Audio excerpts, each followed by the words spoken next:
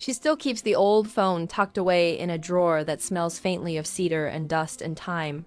It does not ring anymore, and she no longer pays the bill, but somehow it still holds his voice. She does not understand how technology works. She just knows that if she presses play, she can still hear him the way he used to sound on a Tuesday morning when life was simple and she was loved. She presses the button sometimes when the house is too quiet, when the light outside feels too cold, and the air feels too heavy. She presses play, and there he is. Hey, sweetheart, just calling to say, I'm on my way home. Love you, see you soon. And her breath catches every time because he always says, see you soon, and it has been 20 years and he has never come home. Ash remembers the first time she saved one of his messages. He had called to say he would be late because of rain and traffic. She had smiled listening to his voice over dinner, reheating the stew she made that morning. She saved the message just because she liked the way he said her name, and later it became a habit. Not because she planned it, but because love makes you collect small pieces of a person without realizing one day those pieces become all you have left. Accident happened on a Sunday, the kind of day that pretends to be ordinary. There were groceries in the backseat. There was a song playing on the radio. There was no reason for the world to break, and yet it did. And when she got the call, her knees gave out and the phone fell from her hand, and the only thing she could think was that she had forgotten to say, I love you. That morning she had kissed him goodbye, but it was quick, distracted, half awake. And now that moment plays again and again in her head like a broken tape. Days passed in a blur of flowers and people speaking softly as if words could fix what was gone. She could not sleep. The house was too full of echoes. Every sound felt like him. The floorboards, the faucet, the wind, and then she remembered the messages. She found the old phone and scrolled through his voice, saying her name, his small apologies, his small joys, and it felt like air returning to lungs that had forgotten how to breathe. She pressed play over and over. Like a prayer, she whispered to the silencers, slipped by quietly as grief settled into her bones. She moved houses once, twice, 3 times, but the phone always came with her, wrapped carefully in a scarf inside her bag, as if it were fragile, as if his voice could shatter. She never remarried. Not because she did not try, but because no one else spoke in the same rhythm. No one else said her name the way he did. Sometimes friends asked why she still kept those voicemails after all this time. And she smiled softly and said, because they still answer me when the world goes quiet. On evening, she sat on the porch and watched the sky melt into dusk. She pressed play and the message said, don't forget to pick up milk on your way home, love you. And she laughed through tears because after all these years his words still felt new, still wrapped around her like warmth. She wondered if he knew somehow that she would need them. If somewhere beyond time he had left these pieces for her to hold. When he could no longer hold her, she has memorized every message by heart. She knows the pauses, the sighs, the small cough before he starts to speak. Sometimes she mouths the words along with him like a duet between life and memory. She keeps the phone charged, though it barely holds power anymore. Sometimes she fears one day it will stop working and she will lose him again, but she also knows that even if the phone goes silent, his voice is already carved into her heart. When years have passed and the world has changed, phones no longer sound the same. People no longer wait to hear each other. They text, they type, they move too fast. She thinks about how love used to linger in sound, how a single voicemail could hold an entire world. She wonders what it means to love someone who lives only in recordings. She wonders if that still counts as conversation. Winter night. The power goes out and the world is wrapped in darkness. She sits by candlelight, the air thick with memories. She presses play and listens to his voice cut through the silence. Hey, sweetheart, just checking in. You probably fell asleep on the couch again, love. You see you soon. And something in her chest aches like it did the first time she ever heard those words. She whispers back, I'm still here. I still hear. Youth years have not been kind to her hands. They tremble when she lifts the phone, her hair silver, her eyes soft with time. But inside she is still that same woman waiting by the window for his car lights. She plays the messages slower, now taking her time between each one. Sometimes she talks back, telling him about the garden, about the neighbors, about how the world has become strange. She tells him she misses him and that she kept every promise, even the small ones since she dreamed. He called again, a new message. She woke up crying because it felt so real, his voice saying her name with that gentle laugh. She wished she could fall asleep and stay there forever, but mornings always Come, and she always wakes alone, the phone still waiting, the messages still there. Patient and eternal, like ghosts of sound. People say grief softens, but she knows it only changes shape. It becomes part of you like a shadow. She carries it quietly. Through years, through birthdays, through silence, but she is not bitter. She is grateful that she once knew a love worth remembering, grateful that she still has the proof of it living. Inside a tiny machine, sometimes she sits by the window.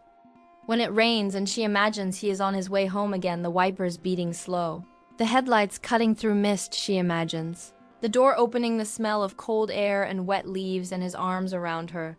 She imagines pressing her face against his chest, hearing that same heartbeat, and she smiles because imagination is the only way time cannot steal him. Phone is older than most things she owns now. It does not connect to networks, but still holds his voice like a secret she keeps extra.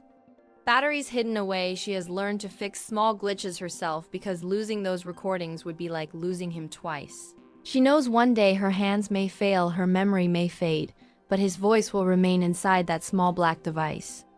A time capsule of love preserved in static and breathance. A young reporter came to interview her. He said the story of a woman keeping her husband's voicemails for 20 years was remarkable. He asked if she thought it was sad, and she smiled gently and said, "It is not sad, it is love stretched across time." He asked if she ever thought of deleting them, and she laughed softly and said, "You do not delete love, you keep it where it still breathes." After he left, she sat for a long while holding the phone, feeling its small weight. She thought about how voices are like fingerprints. Unique, fragile, impossible to replace.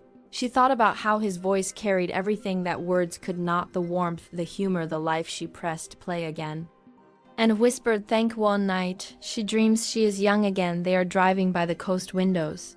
Down, laughter blending with wind and waves. He reaches for her hand and says, "Don't forget to pick up milk," and they both laugh. She wakes up smiling.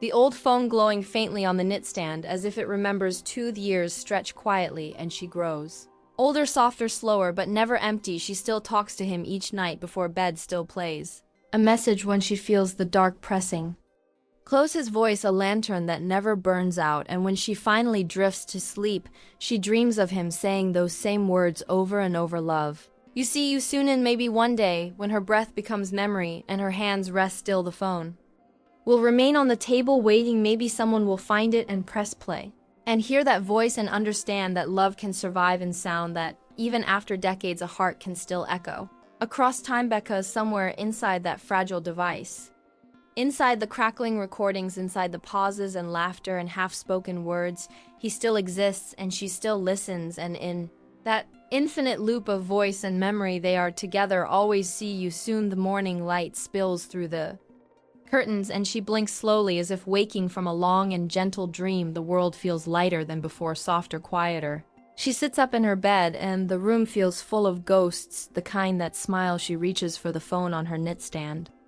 Its surface worn, its buttons faded, the screen flickers weakly, but still responds as though it too refuses to give up. She holds it in both hands, her fingers trembling like leaves, and whispers, "Good morning, loveth." House is small but filled with stories, each photograph a window into the life they built. The kitchen still hums with echoes of laughter. She can almost hear the clinking of mugs, the shuffle of his footsteps across the floor. She never redecorated, never changed the colors he like. She says it makes the memories easier to find. She sits at the table, pours herself tea, the same kind he used to make with too much sugar, and hums the melody of a song that used to play on rainy days. It has been 20 years since the world took him, but time has softened around her like sea glass smoothed by waves. She still feels the ache, but it no longer cuts. Phone vibrates faintly when she turns it on, not with new messages, but with the weight of old ones. She scrolls through each date, each tiny file, and sees a map of her life laid out in sound. She presses play and hears his laughter,